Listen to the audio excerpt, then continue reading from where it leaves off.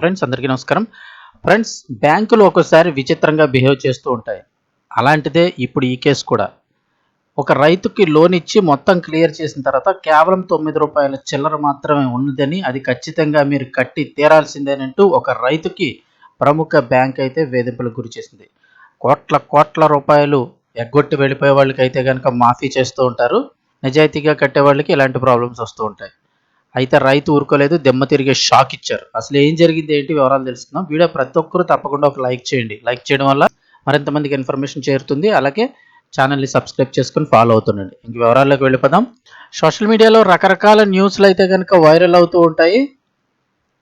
ఇందులో కొన్ని ఫన్నీగా ఉంటే మరికొన్ని న్యూస్ వింతగా కనిపిస్తాయి. అయితే తాజాగా సోషల్ మీడియాలో వైరల్ అయిన న్యూస్ ఇప్పుడు హాట్ టాపిక్ అయింది. కేవలం ₹9.34 కట్టాలని ఓ అమాయక రైతుకు బ్యాంకు నోటీసులు పంపింది.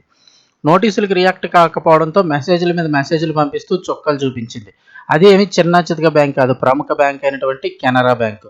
ఈ సంఘటన ఇప్పుడు సోషల్ మీడియాలో హాట్ టాపిక్ అయింది. ఆ వివరాలు చూస్తే, కర్ణాటకలోని చొక్కన్న గౌడ అనే రైతు కెనరా బ్యాంకులో లోన్ తీసుకున్నాడు. క్రాప్ లోన్లో భాగంగా ₹50,000 అప్పుగా తీసుకున్నాడు చొక్కన్న గౌడ అనే రైతు. అయితే తీసుకున్న లోన్ కొన్ని నెలల తర్వాత మొత్తం క్లియర్ చేసేసాడు. అయితే అందులో ఇంట్రెస్ట్ ₹9.34 బ్యాంకుకు బాకీ పడ్డాడట. అయితే ఆ ₹9.34 కూడా వసూలు చేసేందుకు కెనరా బ్యాంక్ షాకింగ్ నిర్ణయం తీసుకుంది. ఆ రైతుకు నోటీసులు కూడా పంపింది. బాకీ పడ్డ ₹9.34 కట్టాల్సిందే అంటూ ఫోన్లకి మెసేజ్ల మీద మెసేజ్లు కూడా పంపించింది. ఇక్కడ చూస్తున్నారు కదా, ₹9.34 is sowing and over due అని చెప్పేసి కట్టాలని చెప్పి నోటీసులు పంపించింది. అయితే బాధిత రైతు అదిరిపోయే కౌంటర్ ఇచ్చారు. అదే విషయంలో చాలా సీరియస్ అయిన సదరు రైతు బ్యాంకుకి వెళ్ళి ₹10 కట్టేశాడు. ఆ తర్వాత సైలెంట్గా ఉండకుండా మిగిలిన 66 వెనక్కి ఇచ్చేయండి అంటూ మొండి పట్టాడు రైతు చొక్కన్న గౌడ. 66 ఇచ్చే వరకు బ్యాంకు నుంచి బయటకు వెళ్ళబోనని నిరసన కూడా తెలిపాడు.